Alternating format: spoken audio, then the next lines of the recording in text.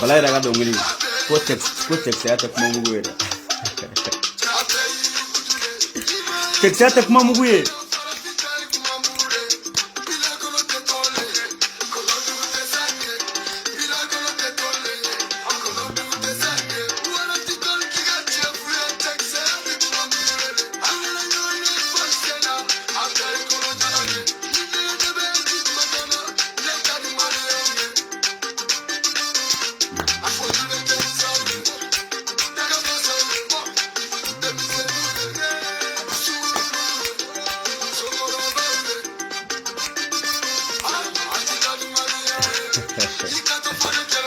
gache ifreta kabo da nga chanu Francia no kabo buru ya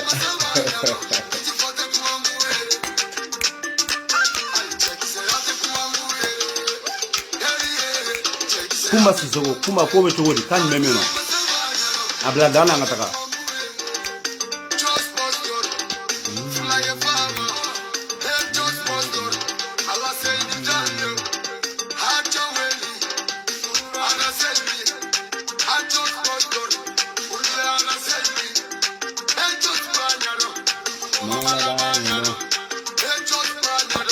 balai rabanya do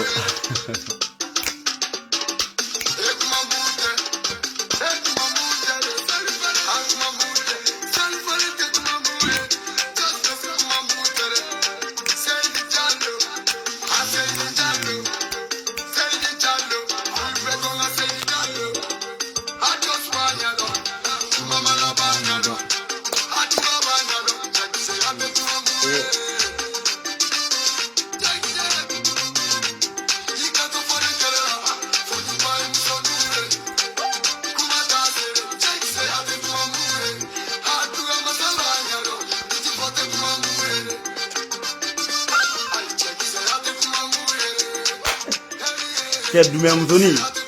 ni ka saraka bo bero ma koni e ka saraka ma minade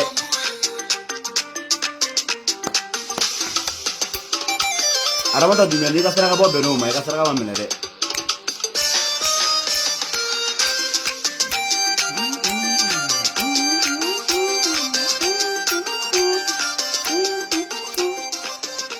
vraiment balai daga kumado aji wan vraiment be se dongul dala e ka dongul kadi rere kaw fo kaw wala ñu mandon aw bela jele fo ya fo aw sigoro la am bora bitukuni aw nana bitukuni anana kana an chongo iko selba kalu an koti fasoko inte ante sigante ina na tan soro wakati ama am profiter hakila mimbe ani kuna fula mimbe ami bo amada jamana ko kono don kloka aw ka ko be togodi Zakari ami ñogomolo kuma sisuko iga foli biano ka malien bela jele fo ka anko maliba mo bela jele fo cewo cebe anko maliba kono a président nu ka secrétaire anu ka trésorier nu ka trésorier a bela jele fo limbia anko maliba membre be ka u be fo ka wala ñumando fo yan fo aw sigoro la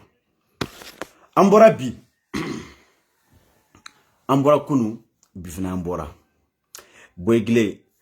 nga foli bi fo ya fo i ka bara yoro la nga foli bi am ñogom bolo fo pare kon nana abas on est ensemble bla jele folo no an kotere otna fo son za kanga giriye Atako Abubakar Seri Fofana fene parce que en côté ante tugu mogoko galonka ni mogo bora ka fasoko kuma fo ni mogo bora ka tien fo malikoina wallahi ambi deme ambi encourager ou ambi soutenir en c'est mi amaki. Voilà la différence entre nous et les moutons. Aumaya différence est nindi giditana nyemogotana ambea liberté totale ango fasoko di en c'est mi malikoina wallahi.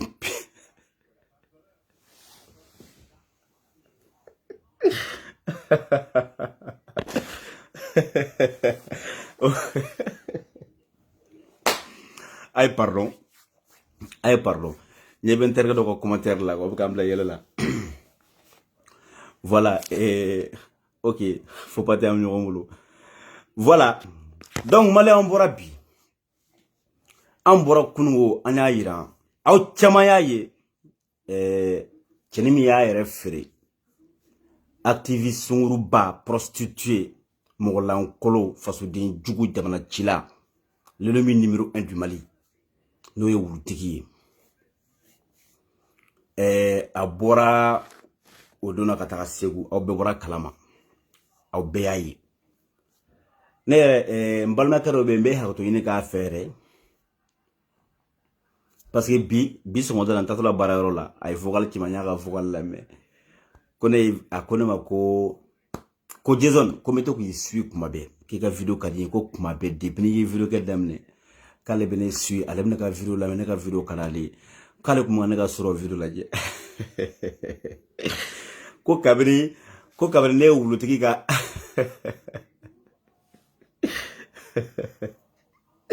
ko kabri ne wulutigi ka video partini kala dro kale problème ka video kono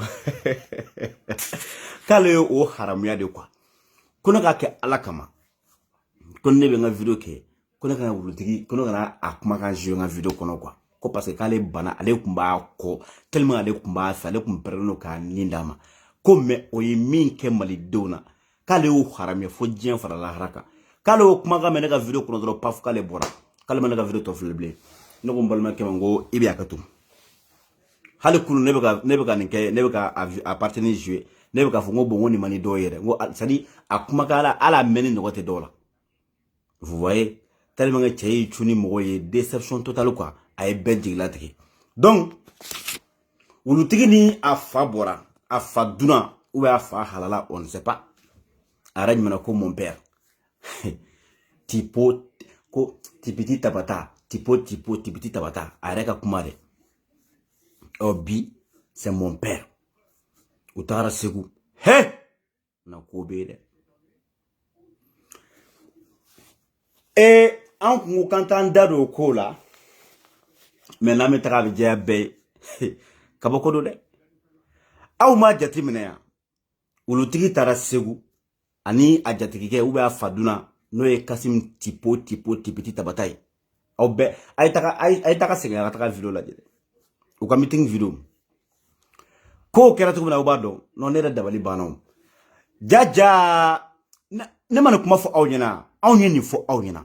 ko sadi bubu kalono ka 200 milliards jamana na flo shone ka 200 milliards de mobiliser campagne kama abaka demsonu sara abaka activisme sara la quoi ka jamana na flo shone ka data ka tie to min kadai ko fanga adama sangare mi minalendo adama sangare mi me kasola ay kuma la mede no kabako lu de adama sangare mi me kasola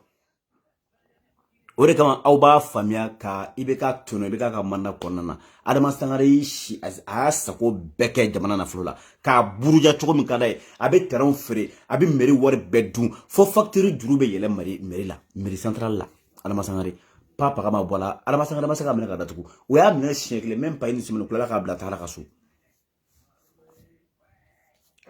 abe mu famia o adama sangare de ore gito kasola ka kasim tapo ani wulutigi kolu ci segu autorité moralement segu taka kira to na abado aw ka sing akota wulutigi ka video fle il paraît que ko mo me sali kono uni délégation minnu wulila ka taga Segu o côté dɛ ani u ka morema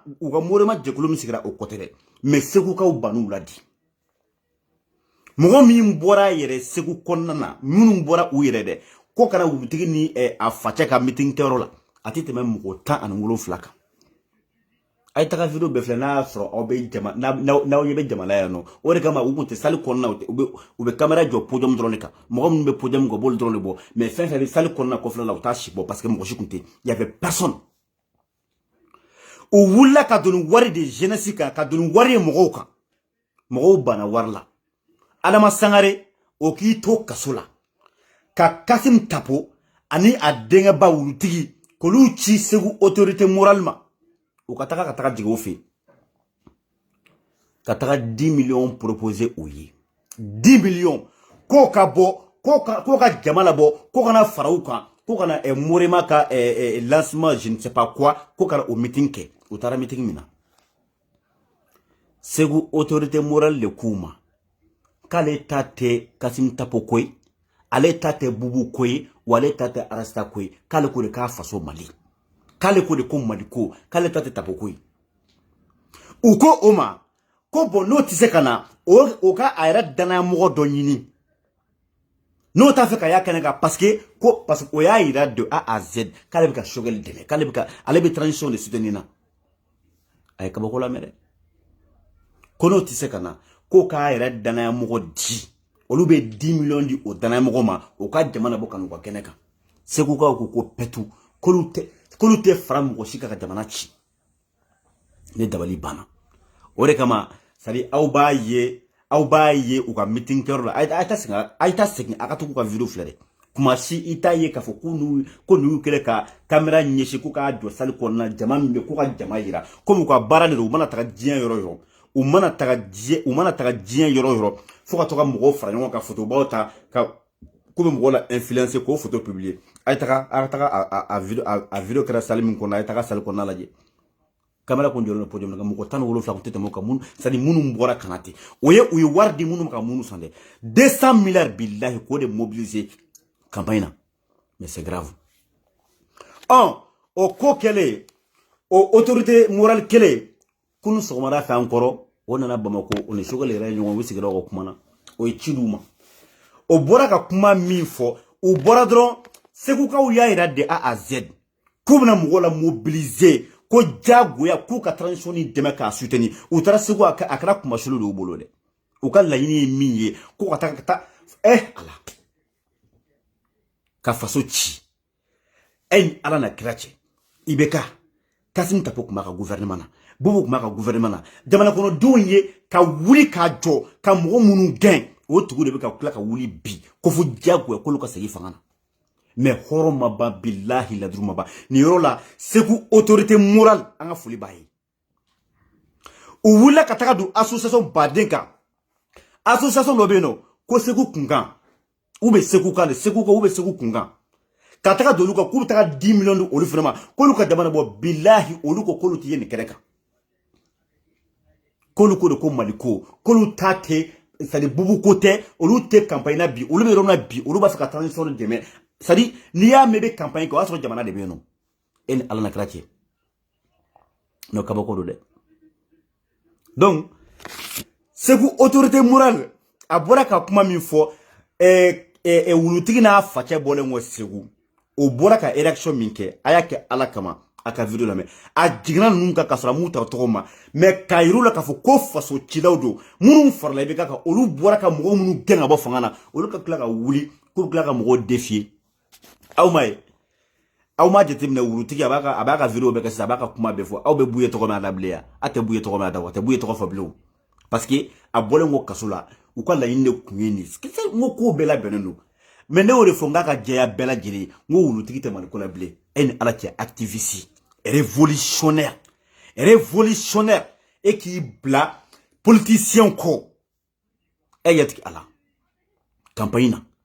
olu yɛrɛ tɛ ka campagne min kɛ e de bɛ t'o campagne kɛ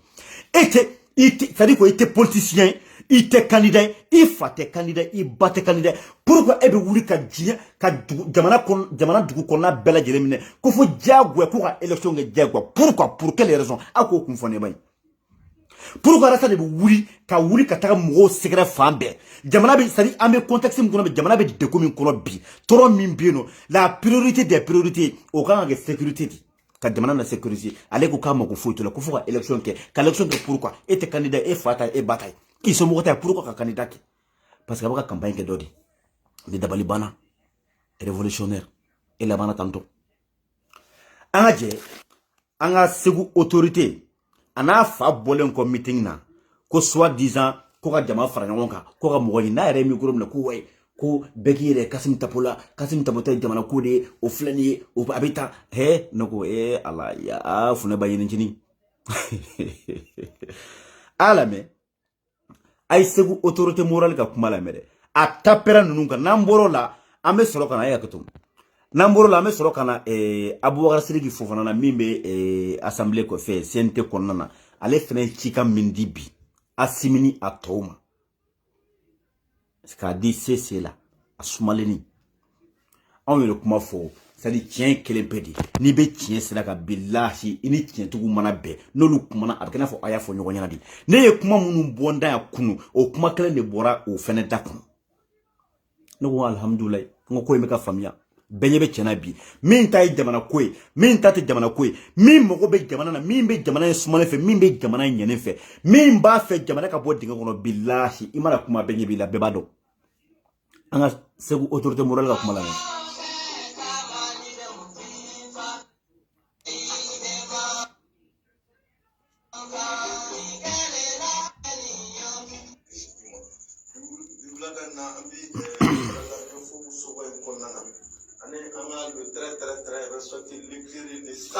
u tagara ni ne fɛ ka 10 millions de proposer ne ko ni ka jamana bɔ ko kana fara olu kan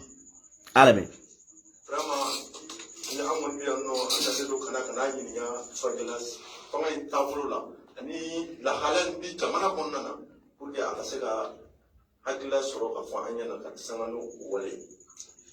الحمد لله رب العالمين والصلاة والسلام على رسول الله أمي مليان ديما بلجيفو أنكلو بلا وريتشي وكمالي دولا وريتشي وكفاسو ديانا كبير إيه ينغالي من غير سيسا نو يه ترانسيشن تابلو نو يه سواجرا فاي ببا فومو التابلو كاين كل أسمي Koita ani shogal fukala mega ay tanay ulu ka je ka mali para ko tanay ay no chamaire shogal nana asoro yente mo ka manga bulbale du kusube o madara amel wati mina sa ama affaire étrangère job avec ko fe bulbul la jamana bi sika suma chobila ami job fo obligatoire o sama kɔnɔna na fasoden minnu bɛ yen n'u ye jamana ci wala n'u bɛ ka jamana ci n'i y'a san 30 ye wallahi billahi tɔgɔ fɔ don dɛ madame si Modibo Sidibe k'olu bɔra M5 na ko ka taa fara Cɛbilen Dramɛ kan k'e bɛ a ma kɛ jasire ya anw bɔra ka maa minnu gɛn ka bɔ fanga la wallahi autorité morale n tɛ ka kuma tigɛ chatri tere hali chatri sari chatri bolo ko hagatu hali chatri fana ka fsanu ko yi ndabali bana nyo oyoro fana me madame si kiatu madame si urega tu sobe kajatu si wa be kajatu so je ne sais pas quoi min me M5 kono eni jamana kono de nga fara nyogon kan ka mogo min gen ka bo fangana Cɛbilen Dramɛ ibeka ka ministre des affaires étrangères ani Cɛbilen jɛra ka kɛlɛ kɛ yan Sumala ala ka hinɛ Sumala nɔfɛ yan Cɛbilen nana ka Sumala fili ka malidenw fili ka taga don ibeka ka gouvernement na ka kɛ n'a fɔ kabiri ala k'ale da Mali ma deli ka tɔɲɔ ɲɛna Cɛbilen min tun bɛ su kɔntɛ Cɛbilen ye su min kɔntɛ Mali kɔnɔ Mali politicien foyi tɛ yen min delila k'o su ɲɔgɔnna kɔntɛ ka fara ibeka kan Boni ani Ogosagu nu dugu bɛ ka ci ka dugu jeni ka baganw faga ka village kuturu jeni ka mɔgɔw ka fɛn bɛɛ ci ka nin bɛɛ kɛra Cɛbilen ɲɛna ibeka ka gouvernement kɔnɔ Cɛbilen ma kala dɔ a ɲɛna ka bɛnna an ka fara ɲɔgɔn kan ko o Cɛbilen ni o ibeka gɛn ka bɔ yen avec madame Si ani Modibo Sidibe ne dabali bana général Bouboula ibitoka mon général ibitoka Modibo Sidibé min fo est-ce que Modibo kelen wa Modibo Sidibé min be M5 kono mini M5 gera ka boulevard sanfé ka keble la ka présent ganga boy est-ce que o Modibo kodwa ne dabali bana ko lu de fena fila 600 ka bo bi ka fara ɲɔgɔn kan ka bo M5 kono ko ka taga fara keble ndarame ka awni ala na kɛra cɛ Mali politicien aw be fɛ cogo di peuple ka c'est aw be fɛ cogo di an ka politicien bonya aw b'a fɛ cogo di ko ka fɛ mɔgɔ ba ye ka saka kɔrɔ ka sɛ cɛkɔrɔba ye aw b'a fɛ olu ka bonya cogo di aw bɛ se ka ni faamuya mais an tɛ ala an yɛrɛ attardé o kan a b'olu to olu ka taga cɛ ko in kɛra bɛɛ ɲɛna yan koyi wa bɛɛ ɲɛ yɛlɛla bɛɛ bɛ ka ko in faamuya c'est à dire mɔgɔ de bɛ yen k'i ka wulikajɔ kun tɛ fanga ko ni yɛrɛ ko ye ten mais ko Mali ko don bɛɛ ɲɛ bi bɛɛ la malidenw bɛɛ de kununa sa bɛɛ ɲɛ yɛlɛla n'a kun fɔra aw ye Modibo Sidibé ka fara Maramisi kan olu minnu jɛra avec M5 ka i bɛ ka gɛn ani Kɛbɛlɛ Ndarame ko olu bɛ tila ka bɔ bi ko ka taga fara o ala e ye mɔgɔ min gɛn k'a tɛ se ye mɔgɔ min gɛn k'a fɛrɛ t'a bolo k'a dɛsɛra pewu k'a ka taga ka bɔ k'a ka jamana bila k'a ka fanga bila jagoya coup d'état e ka tila i ka hɔrɔnya ni i danbe i ka faso kanu ka tila ka wuli ka taga fara o tigilamɔgɔ kan kɛnɛw ka jaga bolo ɲɔgɔn ma ko c'est ala ko k'aw dɔ kɛlɛ n'o ye sogɛli ne dabali de banna mais an t'an yɛrɛ attardé o kan an b'olu sɔrɔ ɲɛfɛ ni ala sɔnna comme bi sujet tɛ olu ye an ka taga olu ma fanga sɔrɔ olu ma premier ministre sɔrɔ u ma don gouvernement na u b'a fɛ ka fauteuil ni jamana kɔnɔ tuguni o tuma ni jamanadenw y'u sigi ka ninnu lajɛ walahi olu kusaya jamanadenw ye jamana dɔnnibaa fɛn o fɛn bɛ yen k'i kunkolo b'i kan da la i b'a a dɔn k'a fɔ walahi jamana bɛ kɛ ka taa sira min fɛ Mali kisi sira don an ka Ashrafu Shurafa n'o ye Muhammad Bushra n'o ye Gueye a kumana a ko nin transition min sigilen filɛ nin ye n'o ye surasiw ye ani Choguel Kouala Maïga o ka gouvernement k'a b'u soutenir fo ani laban wa soutenir ni dɔrɔn dɛ k'u ka tɛmɛ ni baara ye fo ka jamana suma don min na o kumana élection bɛ sɔrɔ ka bila o kumana an bɛ an ka sirifɛkɛ fo sirifɛkɛ kumana an kɔni y'a dɔn k'a fɔ ko Mali bɛɛ ko maa bɛ sɔrɔ Mali kɔnɔ ko min bɛ sirifɛkɛ jaabi awɔ an kɔni y'a dɔn k'a fɔ Mali kɔnɔ ko maa bɛ bras de fer kɛ sirifɛkɛ fɛ i ja o dɔw bɛ yen minnu ye Mali tisan 30 Modibo Sidibé yɔrɔ Kɛbɛlɛ Ndarame kana don a la o i ye jamana tiima don yɔrɔ sɔrɔ i bɛ ka dɛmɛ fo ka taa fanga bɛ sisan i bɛna don yɔrɔ ɲini MC kɔnɔ k'i bɛ futuraw ni jamana kɔnɔ Musa Tarawele ka kuma don Musa Tarawele y'a kale ko walahi ni maa ma ko i kɛra sababu ye k'i bɛ futuraw wuli jamana kɔnɔ ko walahi an bɛ jamana sigi ala ka hinɛ na général Musa Tarawele a y'a fɔ. aw ɲɛ bɛ nin video in kɛra Alassane n'a fa bɔlen ko Segu n ko ne sewalen de don quoi wallahi an ka laɲini ye min ye maliyɛnw y'a faamuya wa maliyɛnw y'a dɔn ne sewalen de don quoi aw m'a ye est-ce que aw bɛ ɲɔgɔn sirifɛkɛ tɔgɔ bɛ Alassane bile parce que u bɔlen kɔ kaso la campagne de kun daminɛna u ka fɛrɛ kɛ ka taga parce que u b'a dɔn bi comme u ni yɔrɔ a ye Diko kɛlɛ depuis n'a ma taga kaso la a bɔra kaso la a continué n'o kɛlɛ u tɛ Diko fɛ quoi ale y'o bubu Diko de y'u gɛn ka bɔ fanga na o Diko de y'u ka fanga dafi u bolo maintenant sa u tun bɛ ka allié de ɲini u yɛrɛ la sisan mɔgɔ min bɛ ko ka girin ko fanga b'o la k'u b'a essayer ka gɛrɛ o la k'o fara u yɛrɛ kan voilà pourquoi a wulila ale taara ka taga Bubu fɛ Buye fɛ Bubu y'a bila ka taga Buye fɛ même pas une semaine o Bubu kelen yɛrɛ tagara a don n balimakɛ ni n jɛɲɔgɔn dɔ a ye n wele k'ale dusukasilen don bi ne ko mun na ko parce que ko Bubu taara Buye fɛ ko Buye ye Bubu reçoit ko Buye ko k'a denkɛ ne ko he mais min f'i ɲɛna n ko Bubu est un grand Buye est un grand patriote Buye ka c'est-à-dire Buye tɛ san quoi Buye ka min b'a ja a b'a fɔ c'est-à-dire que cela n'en déplaise hali n'o man di ale b'a ta fɔ ale ko jamana de ale mɔgɔ tɛ politicien na u tun b'a fɛ ka Buye fara u yɛrɛ kan a wulila ka taga Buye fɛ ka taga tile nɔ k'a si n'a tɛna si yen nɔ parce que Buye kun banna k'a reçoit mais a ye tile mun bɛɛ kɛ f'u ye dilan na ma f'u ye surafana dun ka tila k'u da mɔgɔw ka buye deli buye ka sɔrɔ sisan k'a reçoit parce que ne ko o don n'a kun bɔra ɲɔrɔ o don k'a ni buye ma ɲɔgɔn c'est à dire a kun bɛ taga kunfɛ a kun bɛ taga asile demander a kun tɛna Bamakɔ bilen a resta kɔni u ka laɲini de kun ko ka buye fara o yɛrɛ kan a tagara ka t'i sigi nafigiya la escroya la c'est à dire hali denmisɛnnin fitinin tɛ sɔn min ma wallahi Diko de y'a f'u ye k'u k'a minɛ k'u ka n ka téléphone kɛ ta o ye n ka téléphone suɲɛ u b'a fɛ olu yɛrɛ de y'u kan di communauté internationale ma olu yɛrɛ de y'a fɔ ko ka transition délai ko ka respecter ko ka élection organiser u b'a a kɛlɛ ko t'u kɔnɔ u t'a fɛ k'a kɛ u b'a fɛ a hakili ko k'a bɛna buye ta ko k'a fa buye kunkolo b'a kan da la buye b'a yɛrɛ kun kalama o tɛ vendu ye n'a fɔ aw ye dɛ buye ye halala de billahi segin a m'a wula denkɛ waliju ka waliju o fana histoire wɛrɛ ye a bɔra dɔrɔn a bɔra semaine min kɔnɔ o semaine kelen o semaine juma kelen buye bɔra k'a fɔ bɛɛ ye ko k'a bɛ maliden bɛɛ wele ko bɛɛ ka fara ɲɔgɔn kan k'u ka transition dɛmɛ ko ka tila ka transition prolongation ko ka réclamer hali juma tɛmɛna kɔnɔ buye ma se ko kelen kan aw bɛ buye tɔgɔ ma na bilen u tagara ka taga k'u bɛ to k'o berner n'u ka nafigiya ka ɲi ale wo bubu wo buye y'u bɛɛ défier ka tila ka buye n den ye n b'i fɛ ok mais n ko de ko jamana de bɛ y'a bɛɛ sanfɛ aw ma ye an ka taga o tuma na ka fɔ nin ba ninnu ye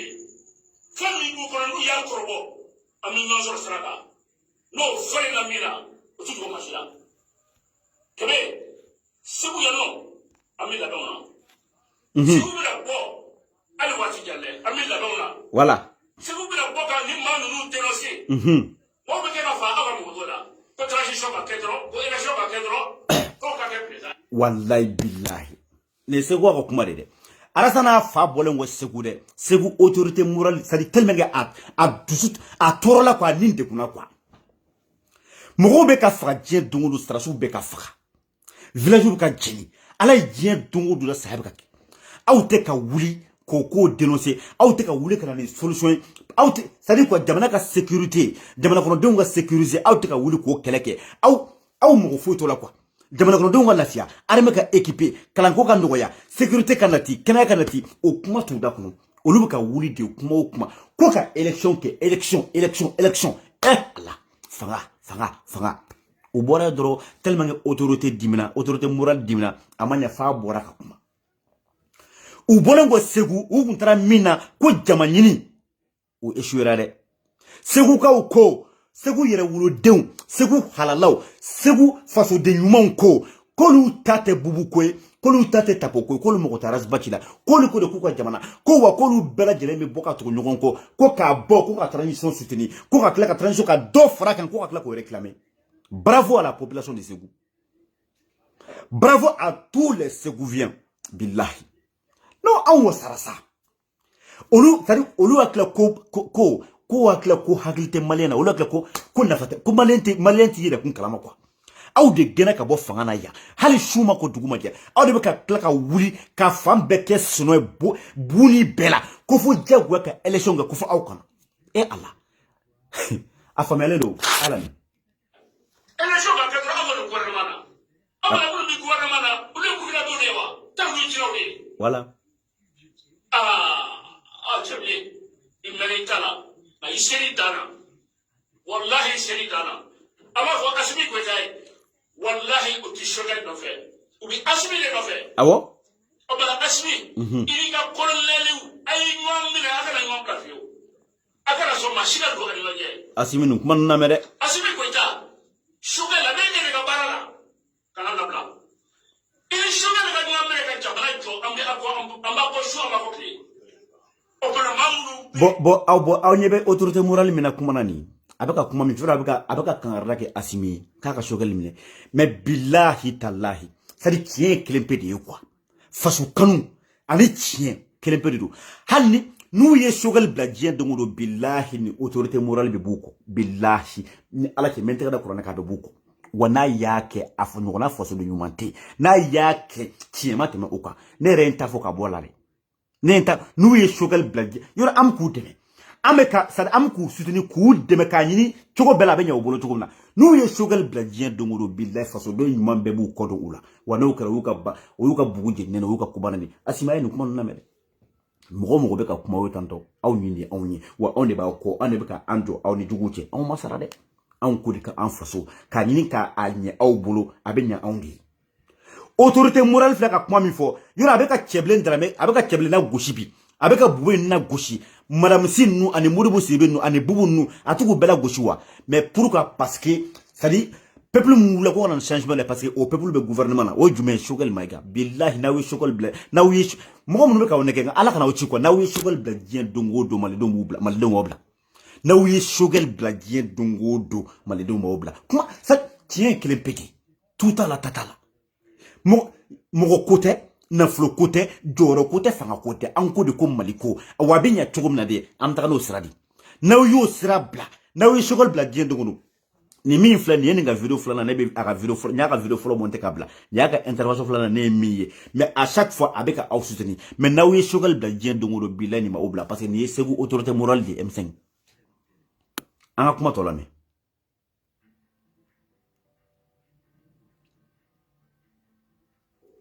ko ba se na futte wuli jamana kono o ka korobo ama afo manière de gérer calendrier de buye ma de ka soso voilà nani masa wa e buye soso de ka buye ka kuma ko kare awo ko buye ko drobe fara transition ka awo ko tike ko ale militi kire ama ga ya na boisa akarwe na aya do buye mamie awado oh cheble buye mamie autorité morale hagatu nte kuma tegela hagatu togoro hagatu cheble ndara me dron tere bubu tere bubu min tarara ka taga buye fe bubu min tarara ka taga buye fe de ne buye ya ira bela kale de bubu ko bubu kanali o bu fe ne buye ya ira bela kale de bubu ko bubu kanali o bubu kele ne be ka mogo bla ka buye défi o bubu kele ne be ka milliard ni million che ka di mogo ma ko ka boka campagne ke ko ka transition la gushi ko jaguya ka do mogo kuna ko fenga na fala transition ka kana taganie et pourtant buye bi ko contraire de fou bubu de ben be ko fe bubu Kasim tabakati jo segu ani arasta ou transition la gushi fente farouka ou datim fo avec ko de la o lo ko kandi asim aka kanya de aya kandi de aka ke horande aka bo daba fede aka bo fenêtre aka bo nyega wo fe e jonyi min fora ni transition be toyedi wa dobe fara ka fene menale oro la de dobe fara ko fene conditionnel no de netare o conditionnel no wala o fo nyoka be sa wallahi shufide mami mo muslimi ibrahim we mami chabe ne blai mata fe ba do makro e bi lo kweye amisi be ga maka lo kono lo maka be na dolo adam ne mali kuna fo mali kun awo e bi la bo maka ni dire no diaspora ambe bo imam lu fe ni lu be ka tani fo lu be ka jamana mara ko continue na fo ka jamana so ba te election ti ate papa élection té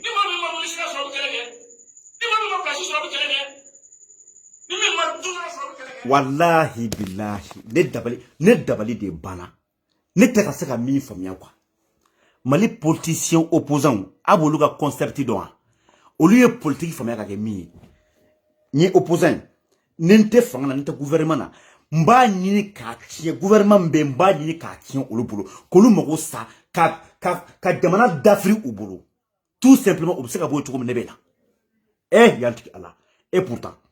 e ba fait kana fanga minta kibe jamana kono de mara e be ka atien olu de boulot e be ko le mako sa e be ko le ka jamana d'Afrique neko est-ce que politicien diago ya ko fere boulot ka do affaire la wa ni ye faso de nyumai qui est politicien vrai billahi munumbala kanu de me kana yini ka tien boulot ta to ka commune kono to ka quartier la baraki ka commune na e ka santé au gland école so gland sira au gland kolon c'est ni forage ou fenge ça y bi contribuer jamana ko la kaso ali bolote affaire la ko mais oluko no lu bolotala folu ka yini ka tie olu ka combat o de olu be combat de ke kamini munu bana ka yini ka tie olu bolo et pourtant olu munu bana olu te mali de olu te mali de mali de de tay ka yini ka tie olu bolo be ka yini ka tie mali de olu bolo wa be ka yini ka tie mali de voilà où ka conception de politique de flène billahi ne tabali bana angataka aya do ma futsele lo programme mimbe touré ali mumun dino oklei olu be ka bara min boloda o be ka sero de ko transition sur le marché awo mumun dino te be ni ga bara mumun dino e mera do ni o saba na so yumne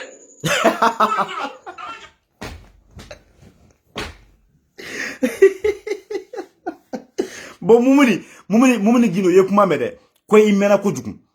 parce que u siranen do apparemment ko sadi minale ko munu kuma munu beno ku ba fa ku mine donc yeni ka fo ko o dossier ka labbe ko lu constituer ku ka mine il faut que ka dangare ke international mo munu be ko lu boye pew a bebe ka mo munu ye jamana ci sambi saban ko nana munu ye jamana ci ka tanga yere ka dafri o mo munu be ko fo ko le bona parce que no lu torano alla ba me kem le lu mine mumuni kuma la mede autorité morale ko te ko ki mena ki sumara ko jugu ki ka tele ko mine ni aye u be campagne na de ni aye u be fara nyagon ka de ku be kuma ku be wuli ka taga fame ka avion ta taga kuma de u ma mina libidi voilà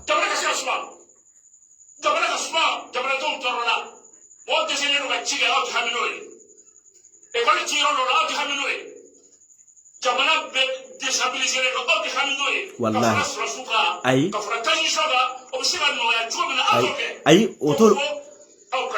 ay otol ko sufiyo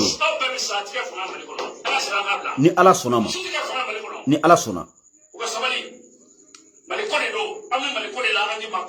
voilà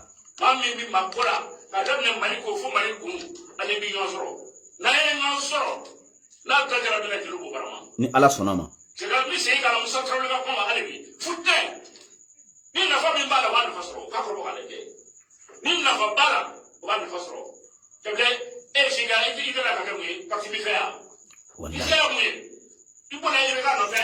aw yere ne ma min famiyawo ne ko cebleme sanjola ceblen korla fo ka nyeda be foso ka ke tokoro bay quoi ne ko depuis Musa ka tan fo bi gouvernement fo simana ko numa dokimina ni aw kumese est ce que an kumeke ame dingam kuno bi est ce que an kumeke anwa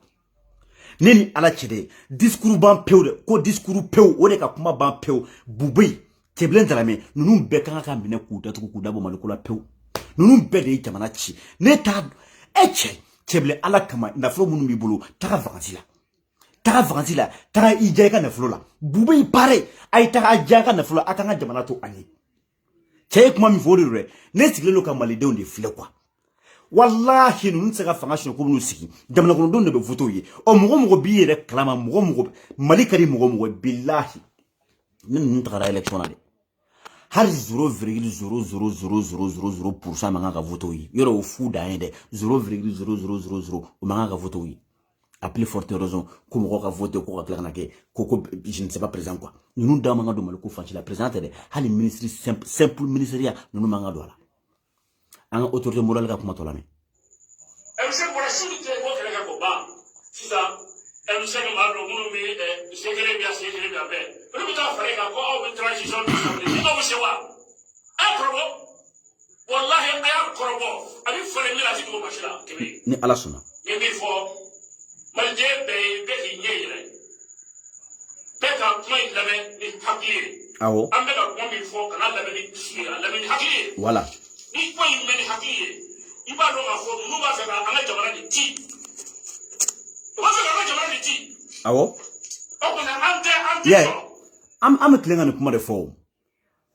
ay awon yere to kuma mbe ka bwanda ayola me nunu ba fe ka barawudi ani fitne de ko de wuri jamana kono jagoya tout simplement parce que mo munu be ko lu bu mine ka nyini ka che uburu ba fe ka fitne de wuri jagoya mais ala amana so rofenema il faut que asimi nungu jo ujoro la asimina tore fulu de kujo ujoro la c'est ça madame la présidente 0,00000% yoro ozuru kuba dere ozuru dere de quoi imaya atakanya na vraiment nim be ka fo ko yidi transition mi tablo mi na kay o kle ka ka barake touré du courage inde be ka fo yi ikay yunali chamina vraiment di ko ni dongele parce que les très respecté l'éclairé les visionnaires ni rama delika yi ni tabere masukula folo vraiment jamana ko imani ka jamana ko yaji temne jamana ko mbora kullela parce que ami rom ne ko bi ni do de chena ko jamana ko male kura ni do de bona ko male kura awake oluto kuma fo olu magoto lawo ni autorité morale mi fle kuma na de ngo Adama Sangare de yito kasola ka Kasim Taponi arasta chi ni masegu ka taga 10 millions proposé kaka jama boko ona luka meeting kerola ako kale magote warila kale tata warkoy ale tate bubu koy ale tate tapo koy wale magote arasbatila ale ko de kaka jamana wani transition était wale be seku be de la mobiliser ka bo kan transition soutenir ka kla ka bo ka nyini doga fran transition ama fo seku autorité morale ka bravo kani fasori mais kani halalaya nini vandu tekele nini munu te halala o tekele de he ki kalitu fere ki yere kum fere e jini kene he la gilla la muhammad rasulullah ame kule kuma be ka to ka kule ko togorbaw desira ko il est temps que jeunesse kana o mi yere bora ki jo jeunesse ne ka be jeunesse ka keleke ka be fantan ko keleke o laka to bofu safu sadi yere don bali quoi hali mi yere kuma ngana jien kono o de fle bolla fa o no fe togorbaw no fe ka ta ke oluka jele bay he Allah arasta san bidrunu ko billahi ni yere frete ni halalai ko eta faso ko ni kuma soro be sente kono ni tuma soro kara ministrie ou be ni tuma soro kara fendo ko mais gelibaya kuma balate mana kanfo réseau sanfé mana kanfo radio la ite malo iti yere don che malo che horonya bana ko jeni kene afo ebi shi beke nata gelibaya la i dogonu no fe bubu ki sanka wardima ebi shike Kasim Tapo no fe tokoroba deseli munu ye jamana ci ye révolutionnaire ka tla ka taka faroluka o mi bore ka tla ka déplacer ka taka olu no fe ka campagne ke ka tla ka micro na kuluka gelibaya ke ka frondo do no lu dai awni ala ke maleo eche neko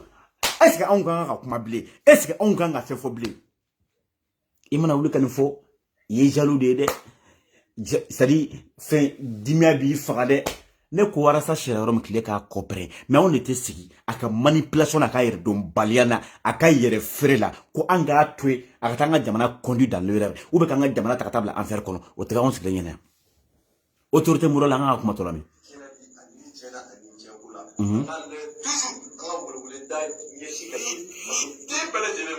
vraiment très respecté je vais dire ça ka sabali ka wulwuli da kan ka ji million ma pour que vous se ka kuma vous se ka na faso to ba na ka ji ni jama to ba mimi vo barrière be ka da me mali ko na fo jasura ambia segu bi la bo an fana be labena be ka segu landi ala mere ko na fo mali ko be ka segu landi ay autorité morale ka kuma la mere ka ba nyini mali dem be fe segu kono ani segu ko ani mali ko ka fo diaspora ko segu bena bode abe wulewule ma dake mali dem beje mogo halala mogo be faso infe mogo tay mali ko bela jele be ka bo be bena bo u bena wulewule ma dake ka mogo la bo ka marcher pour soutenir la transition et demander la prolongation de la transition ninkera arasana fa bolengo segu nya fa onyina de utara segu u eshura ataka ko video fle u kum ga meeting kero na sro ku ka sali konna ko mo munu sigile mu kula je na sro kum ko mo tan wolon fla de kum sali konna mo tan wolon fla ma fo munu kumbe podium san fere o ye o ire nu ka délégation minana ani morema yere munu ye morema sigi yono de o mamuru mais segu ka deun c'est-à-dire citoyen simple te munu te morema kono olu ka bote ko kana ko parce que ko ni mena ketando u sera ka wardi munu ma mo tan wolon fla de kumeno ne ka kuma tere munu kumba keneka no lu tra ka ko observer de olu ka kuma dedu ay autorité morale ka message la mi Wamo be qui la transition déstabilisée. Imam Tayo Mlekai. Orege. Imam Tayo Mlekai. Abana. Le gars me met pas fort, oui. D'accord, vraiment. On va aller coffre. Transition coffre. Pour soutenir. Oui, là, la délicat ka forme le pays. alhamdulillah rabbil alamin famille sur la ko mali on avec mi fo o nyina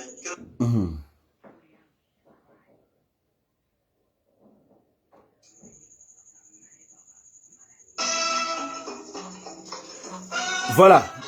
donc oyo yana nga do Abubakar Siriki ka vocal la awre aw beni yede Adama Sangare ko ka autorité morale segu autorité morale ka Kasim Tapo narasa bla ka taga no ka soro ko wele ka fo kale mo ci o ma kwa ako kale mo ci ay autorité morale le wele kale mo ci o ma kale Tapo ci o ma ko way ko Tapo wale deme ko Tapo e fentama kali ko bubu yi fentama kali ka bubu to premier ministre la ko bubu yale deme bubu yale ka mo yina maye kwa ko Tapo yale ka mo sebe donc ale Tapo ci autorité moralement ni Tapo sera Tapo ci kanfo Tapo de fina ki fayir la anaka jiliba ka taga autorité morale fe ka tugu si way anana arama sangare an bla kana donc matema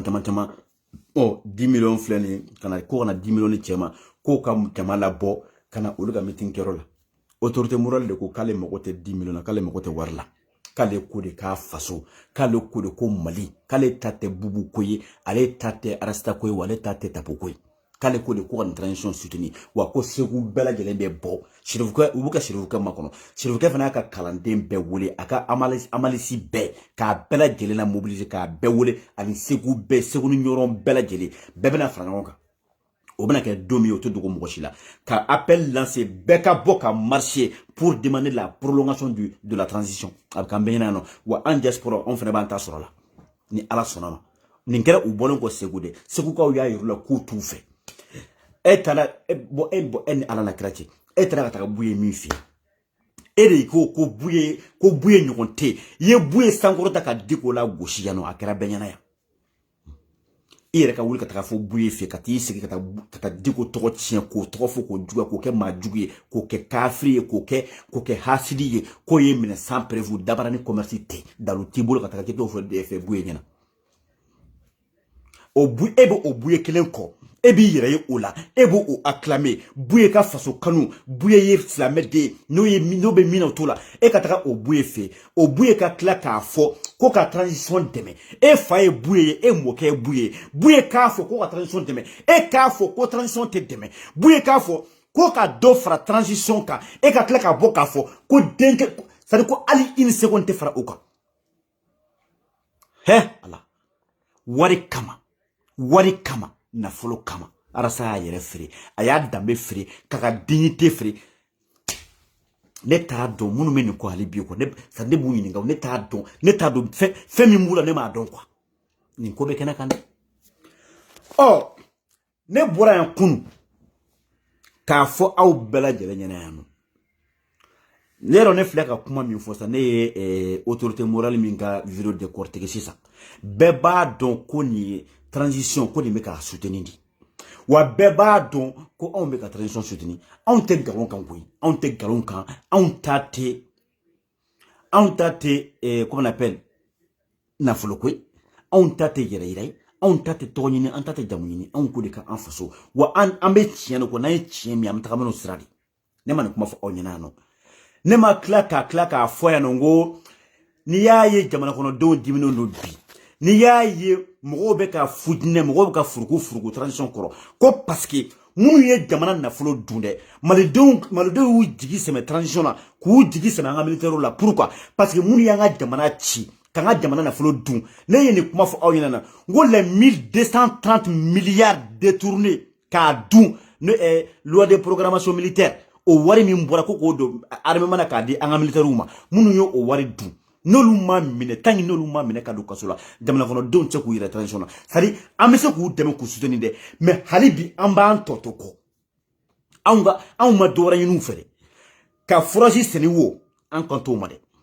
ka école so glan an kanto made ka gitron dan kantin sima an ko de ko munu yanga faso na folo du 1230 milliards munu yo o na folo dun ka tanga yere ka o nyokonte ka taga do mobulu la ka di sunguru bawma ka taga do solo ka di sunguru bawma ka bieta ku ka sunguru bla ka taga vacances la fo Europe yoro mana uja munu yo na folo dunne a généraux ni a ministre de an ko lo de mene les blindés en carton munu yo na folo yurugu ko dunne an ko de mene ne man kuma fo awnyana yano lié an balmake Abubakar Sidiki fofana nga fuli baye billahi ambifu I bravo ambi fene sitoni ni srainka umana wuli sautna votu kwanye gidi ko kanye gidi kura so la les oiseaux de bon coin on mana yire bolo mi yire mana no yire mi mana ndugu am takan sigula on te danga dinde wa nye halala we on nye yere wuludi billahi anw ye furu denw di anw ye halalaw di mɔgɔ wa anw ta ye jamana ko di mɔgɔ k'i ta ye mali ko ye k'i bɛ malidenw ka kɛlɛ kɛ mɔgɔ fɛn min bɛ malidenw lafiya fɛn min bɛ mali lafiya cɛ o cɛ k'e b'o kɛlɛ kɛ billahi an b'i dɛmɛ o sira kan anw kan tɛ yɛrɛfɛrɛlaw ma dɛ an balimakɛ Abubakar Sidiki bɔra a ye vocal dɔ kɛ bi vocal je crois que an m'a publier réseau kan fɔlɔ mais ni ala sɔnna ma n bɛna tila k'a monter k'a bila sisan mais n bɛ vocal in na tɛmɛ aw yɛrɛ ka Abubakar Sidiki kɛ kuma lamɛn ne ye kuma min fɔ kun ne bɛ ka kuma min fɔ ka kɔrɔ ani malidenw bɛ ka kuma min fɔ an ka laɲini ye min ye nin ye ale bɛ CNT kɔnɔ dɛ ale y'a membre dɛ ale bɛ on va dire a bɛ ka gouvernement soutenir dɛ wa il est avec les militaires mais anw bɛ ka kuma min fɔ a y'a kuma ta Abubakar Sidiki yɛrɛ fɛnɛ da an ka foli b'a ye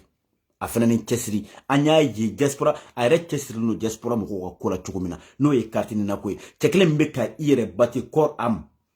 ko ka carte nina bɔ passeport la Abubakar Sidiki do dɛ contrairement à basa dɔ in min nana faransi yan ka tila ka taga a bɛ ka taa diaspora la gosi olu ka carte nina ko a bɛ k'o ko torpiller ale kɔni ne t'a dɔn ale bɛ fan o fan fɛ ne t'a dɔn ale bɛ yɔrɔ yɔrɔ aw ye Abubakar Sidiki fɔ fana lamɛn an balimaw ani sɔgɔma ani wula ani su o bɛ dépend aw dagalen bɛ yɔrɔ min na Abubakar Sidiki fɔnba nin ye kuma kɛrɛnkɛrɛnnen ye k'a lase an ka ɲɛmɔgɔw ma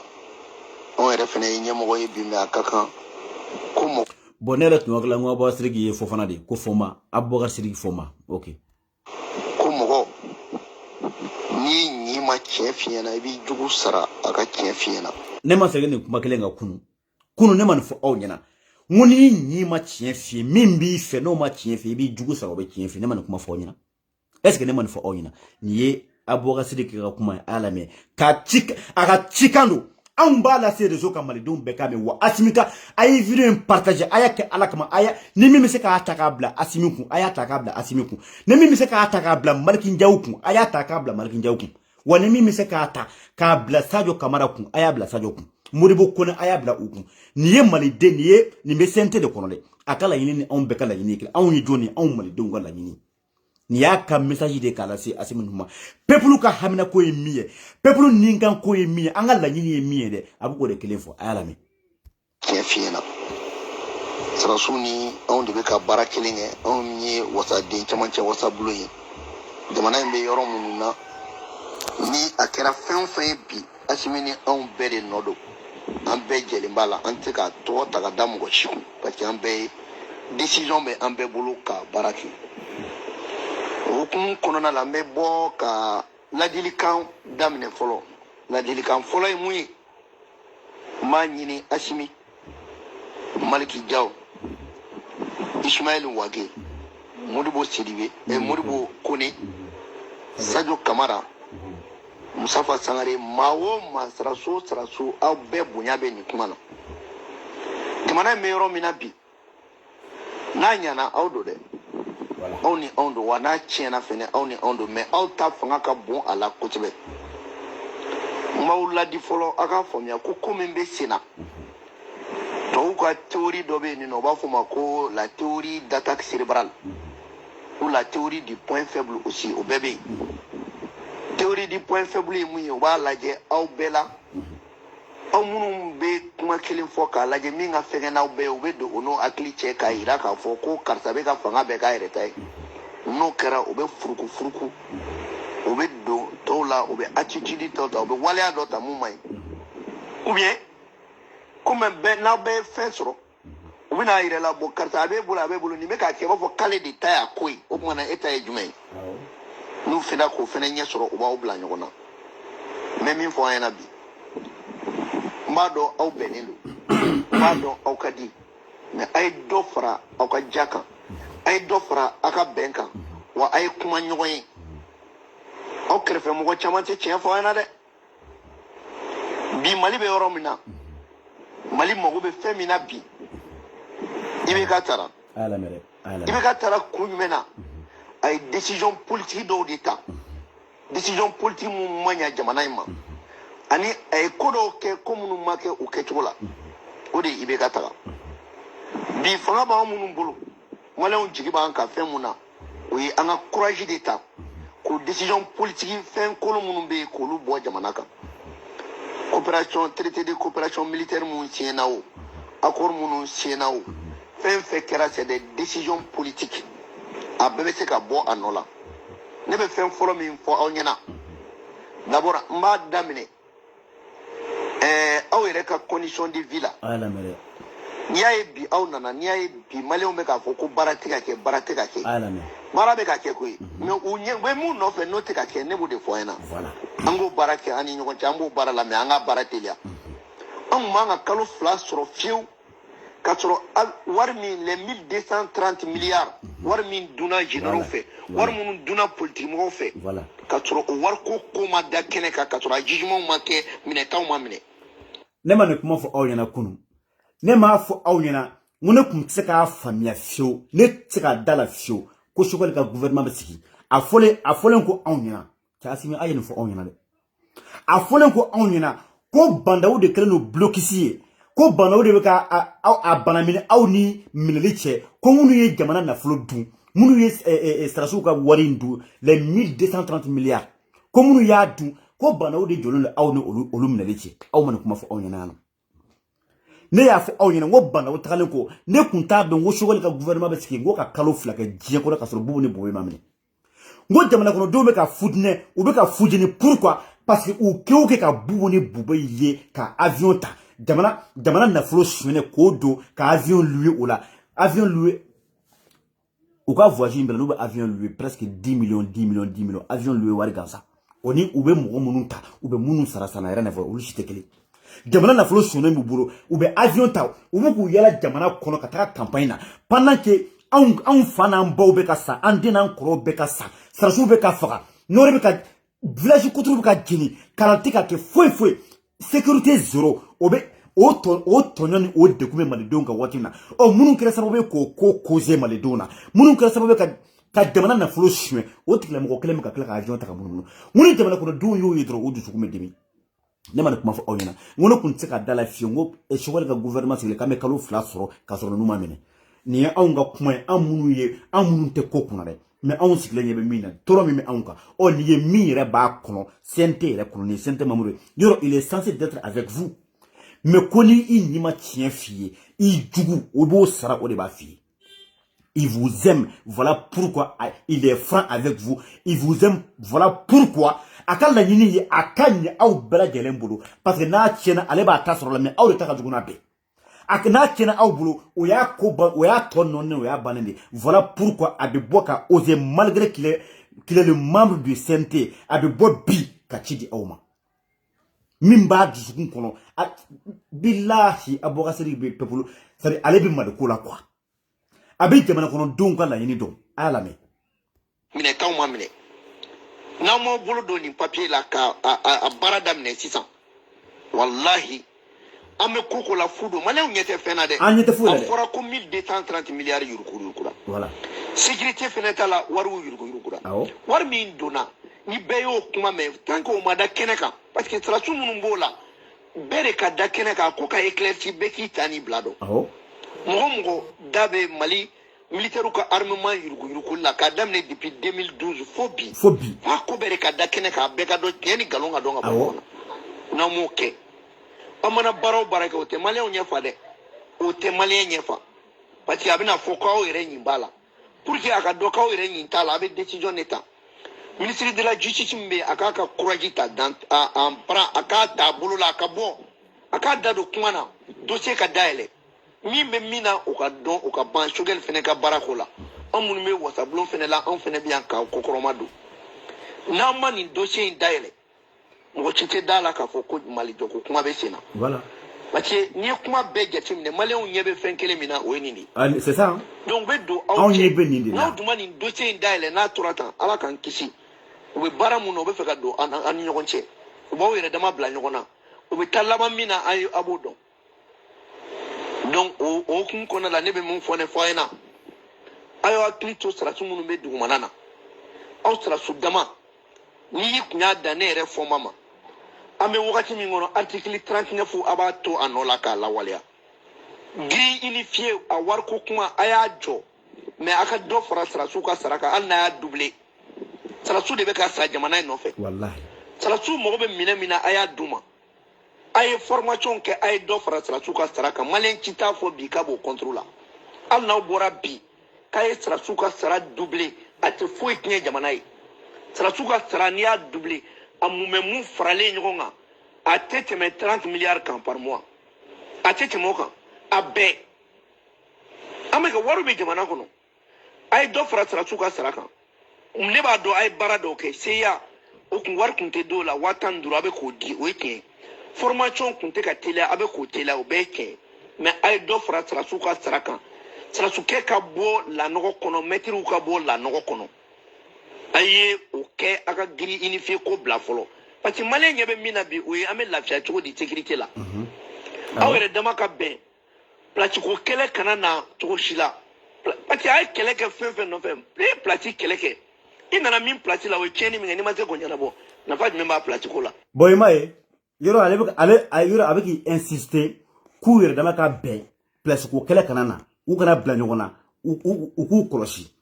yɔrɔ Segu autorité morale fana ka kuma daminɛ na o fana ni kuma kelen de fɔ k'u ka c'est-à-dire u yɛrɛ dama ka bɛn u kana bila ɲɔgɔn na u ka ɲɔgɔn faamuya ça veut dire que politiciens minnu bɛ ka fara ɲɔgɔn kan dɛ u b'a fɛ ka don ninnu cɛla sisan u b'a fɛ ka don ninnu cɛla ka conflit interne de créer ninnu ni ɲɔgɔn cɛ k'u yɛrɛ dama bila ɲɔgɔn na parce que yɔrɔ n'aw kɛlen don ka ɲɔgɔn minɛ ko n'i y'a mɛn basa donna wala ko kogo de cira ou bien maintenant comme u tɛ ka solution sɔrɔ mais n'u sera ka don dɔ la sisan ka taga u bɛ se ka comme wakɛ bɛ gouvernement na u bɛ se k'o lasɔrɔ vite fait ouais e n'u ye fɛn kɛ ɲɔgɔn fɛ e bɛ gouvernement la dɛ ninnu kɔni tɔw de bɛ décision ta dɛ e bɛ taa na e ta bɛ dicter kun de u bɛ don olu la sisan ka conflit interne créer u ɲɔgɔn cɛ bon n'o kɛra dɔrɔn u bɛ fragiliser pour que u bɛ se ka fɛrɛ u ma bilahi u bɛ ka kuma min fɔ u b'a kalama u b'a dɔn min bɛ n'o c'est-à-dire Assimi ninnu franchement a ye mɔgɔw ka kuma lamɛn dɛ n'i y'a ye nin ko bɛɛ bɛ kɛ dɛ c'est parce que aw ye ninnu de to yen nɔ ka mɛn kojugu aw k'u minɛ de k'u don kaso la anw ka laɲini o de dɛ n'aw ye Bube minɛ diɲɛ don o don a ye Bube yɛrɛ tɛ o n'aw ye Bubu minɛ diɲɛ don o don bilahi o semaine kelen bɛɛ anw bɛ mɔgɔw la mobiliser ka mɔgɔw la bɔ de diyagoya nin transition prolongation de anw de bɛ kɛ fɔlɔ ye diɲɛ chaque week-end chaque samedi an bɛ bɔ ka mɔgɔw wele ka na transition k'a prolonger k'a demander bilahi a prolongation k'a demander ne ta conditionné no dɛ n'aw ye nin acte ninnu kɛ sinon kɔlɔn senna wa ou bien a kɛra tan tɔ an kan tɛ nin si ma minnu y'an ka jamana nafolo dun dɛ minnu kɛra sababu ye ka jamana in sigi a sabara kɔnɔ ka an ka armée la affaiblir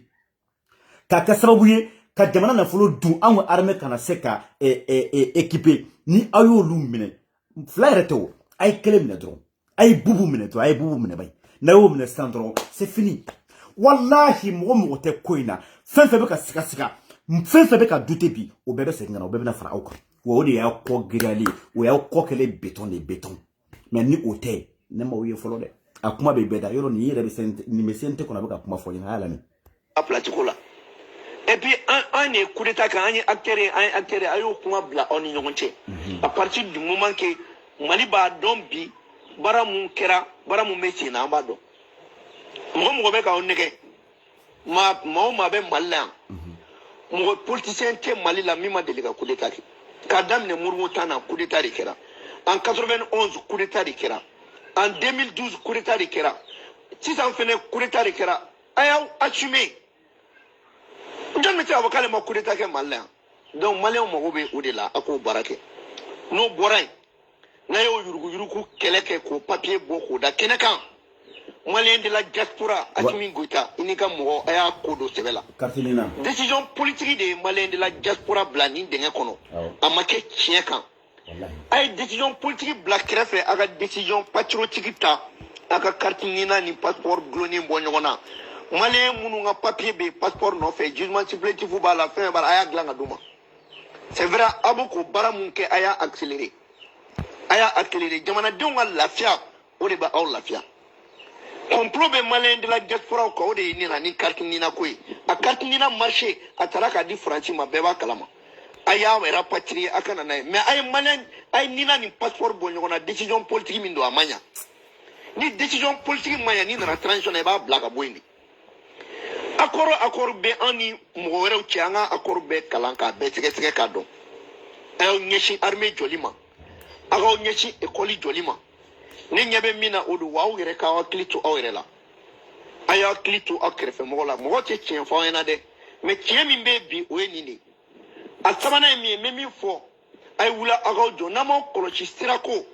mo ko sirako mali sirako obi mo be na ofeneta ko ke sobe ka transition kele sirate ne bo jomba fo ko nte patrioti jomba fo ko ntate malukui aw na la te mo be ni rasa compari mo ya découvrir la concerne ali réseau sans fait ka donc ka to abu rasili foma aw kala jabay danga demi me kelela depuis 1900 est-ce que tu comparer la bi est-ce que tu comparer nabi ka yere fere donc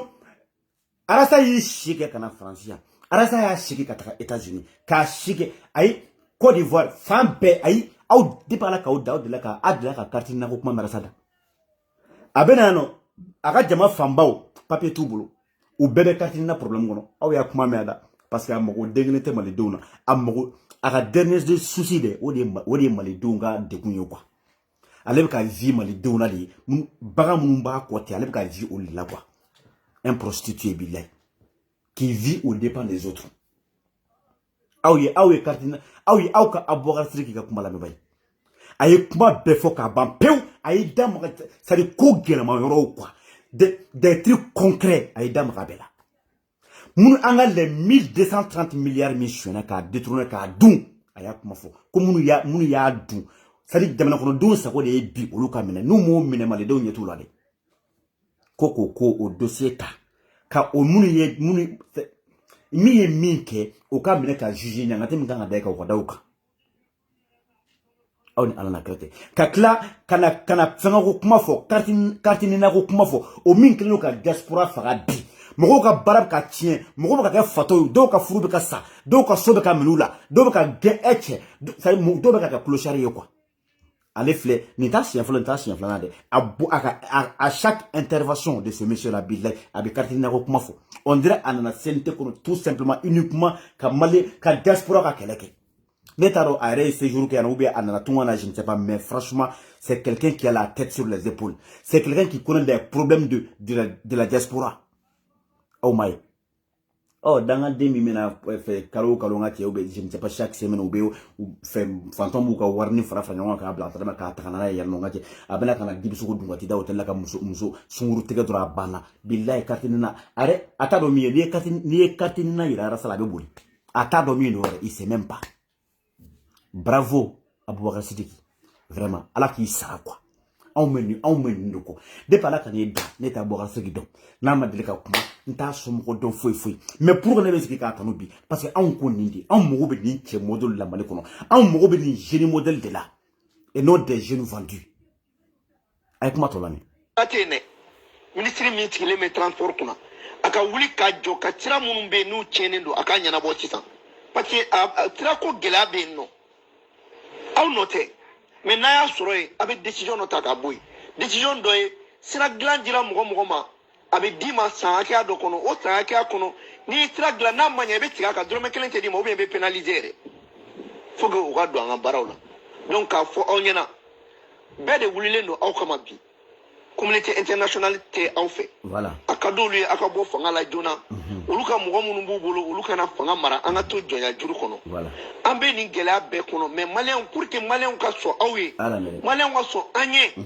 anga wulika jokono anye munye ay dossier daele jona voilà loi de programmation militaire voilà ani war jona sara ben ka ya daele ni no balo kamine uni sheni bake jamana kono ay tege dawka voilà namuke mo te so wede wa ujodo fene ko so anye awduronte ambedo anjoro de ni yoro la nga foli bele be grand sœur mondial et grand sœur ba Fifi Job Fifi nga foli biye am ñogo mbolo grand sœur ni ala sono man ya on fene ka lutiti transition ta mu de bade me fuku klende on tetu on kun le birle de tuko mo shiko on ga la nyini mi an bo dron ko wallahi mo juga tan kono on tat an mo foshi tana fulokula on kodi anga hake kala sege ama on ga hake min dra kilala ka shwede billahi on ko anga hake di vous imaginez 1230 millions 1230 milliards c'est-à-dire e b'i sigi k'a dun i den b'a sigi k'a dun o den ta den b'a sigi k'a dun mais c'est grave mɔgɔ kelen mɔgɔ fila mɔgɔ tan k'i da o kan 1230 milliards Abubakar Sidiki ye kuma ban dɛ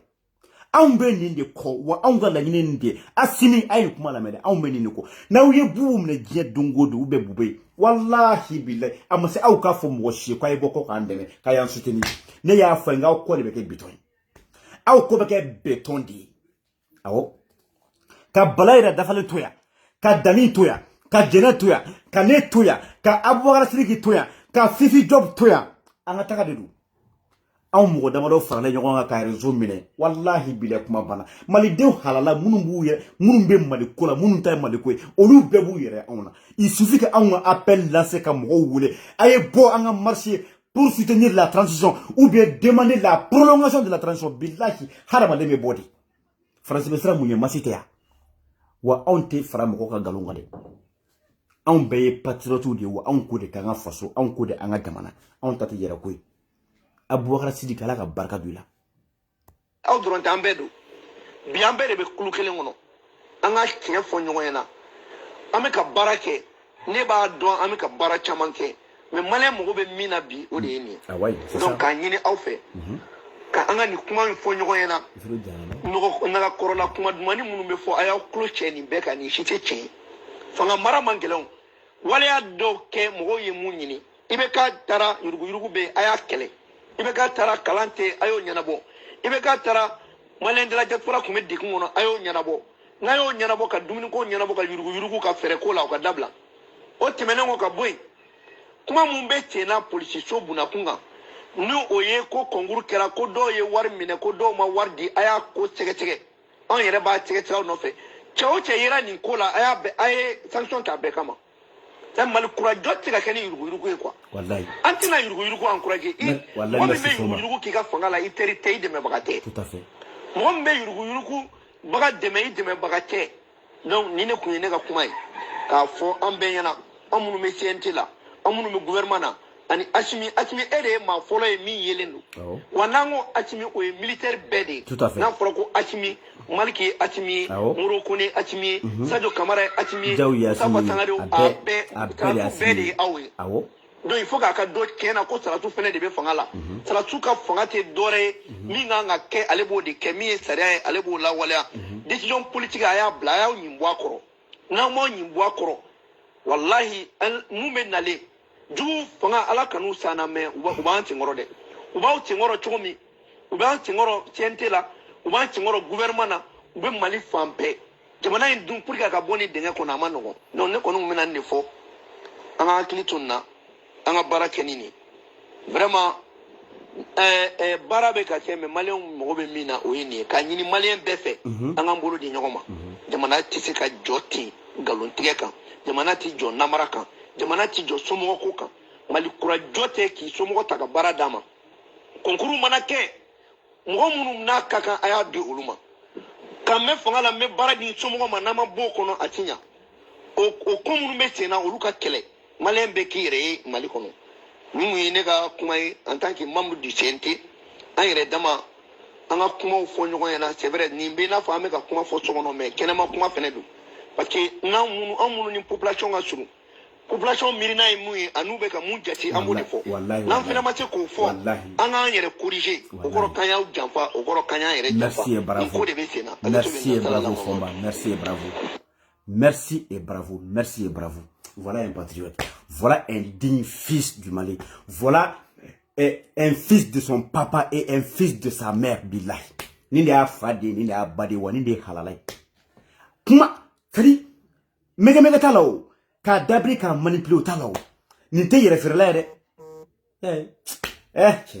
yɔrɔ ko n'i ye den kɛ n'o n'i y'u feere sɔngɔ kelen na mɔnɛ bɛ dɔ ba faga e ni ala cɛ n'i ye nin arasa feere sɔngɔ kelen na mɔnɛ bɛ fɔ n b'a ba faga fu o y'a ba ka wolo kelen fu ye quoi a bɛɛ ni ala na kɛra cɛ voilà un patriote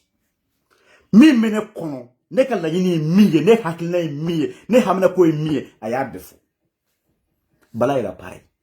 Fifi Diop pare anw hakilina ye min ye de anw ka laɲini ye min ye jamana kɔnɔden maliden halalaw ka laɲini ye min ye billahi a y'a bɛɛ fɔ malgré a bɛ CNT kɔnɔna na anw ma fila ɲini aw fɛ dɛ anw ko de munni ye anw ka nafolo cɛ ye kuma dɔ fɔ sisan kuma in barika b'a la dɛ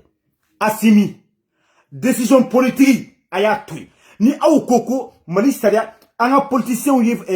sariya jugu minnu loi ju c'est-à-dire sariya jugu minnu ta k'a bila k'u yɛrɛ protéger n'a ye ni aw ko k'aw bɛ to o de kɔ wallahi billahi a dabɔra de k'a dafiri aw da la aw ye décision politique to yen aw ye militaires de ye vous avez le pouvoir fanga de bɛ aw bolo min ye aw ja bi o de bɛ kɛ kibiri b'a ko min ma o tɛ kɛla bi c'est-à-dire ni aw bana min ma ayi ko tɛ kɛra dɔnkili la non mais c'est grave quoi wallahi billahi ni aw bana min ma o tɛ kɛ dɛ wa ni aw sɔrɔ min ma o de bɛ kɛ décision politique ko ni ne bɛ constitution kɔnɔ ni ne bɛ nin kɔnɔ charte aw de ye charte dilan aw de ye charte créer a bi aw arranger cogo min na dɛ a b'o de kɛ wa billahi ni aw ye ninnu minɛ malidenw bɛɛ b'u yɛrɛ ye aw la maliden bɛɛ bɛ tugu aw kɔ la majorité ni ye les 20 millions de Maliens ni y'a ta k'a tila saba i n'a fɔ e y'i ka sara tila saba cogo min na les 2 tiers billahi o bɛɛ bɛ tugu aw kɔ kuma banna mais c'est ça fait Bathily bien ko ibiri ba ko mi ma o tɛ kɛla bi k'aw fo k'aw walima bon bɛɛ lajɛlen fo vraiment grand sœur ka foli bi yan nɔ voilà i ka foli bi yan nɔ la grand sœur Fifi Diop an bɛ ɲɔgɔn bolo ne yɛrɛ ni grand sœur ye ɲɔgɔn ye kunun vraiment an ye ɲɔgɔn ye an kumana an ye fɛn caman fɔ ɲɔgɔn ye an ye conseil di ɲɔgɔn ma litu bɛ cogo min na ko minnu bɛ an ye caman fɔ grand sœur ka foli belebele bi ye an bɛ ɲɔgɔn bolo ni ala sɔnna ma Abubakar Sidiki Fɔnba vraiment maliden bɛɛ lajɛlen b'i fo maliden halala bɛɛ ka foli b'i ye kini cɛ i ni fasodenya i ni fasoden ɲumanya i ni yɛrɛwoloya wa i ni halalaya anw bɛ nin dɔrɔn de kɔ continuer nin an ma n'i ka vocal fɛn fɛn sɔrɔ an b'a monter k'a bila wa an b'a jouer diɲɛ seleke naani bɛɛ k'a mɛn aw b'a bila WhatsApp kɔnɔ mais anw b'a bila Facebook sanfɛ pour que maliden bɛɛ bɛ se k'a mɛn cogo min na an bɛ ɲɔgɔn bolo e ni grand sœur Fifi ni ala sɔnna ma Aras Bala Yara an bɛ ɲɔgɔn bolo madame la présidente Nasira Sakɔ i ka foli bi yan nɔ Maimuna Kamara ala ka mayi ani mɔgɔw ka mayi ne yɛrɛ ba Bala Yara i yɛrɛ bɛ dɔnkili da n ka cɛ an kana ɲɔgɔn clash dɛ n ka cɛ i bɛ yɛlɛ la e yɛrɛ bɛ dɔnkili da n ka cɛ ni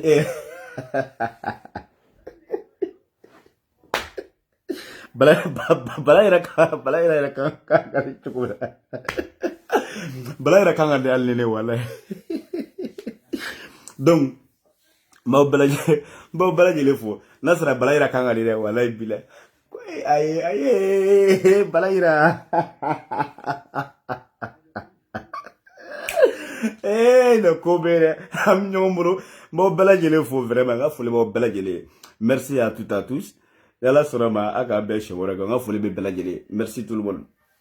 ala de la l'homme tranquille i bɛ ka yɛlɛ na ko ne bɛ dɔnkili da la quoi ala de la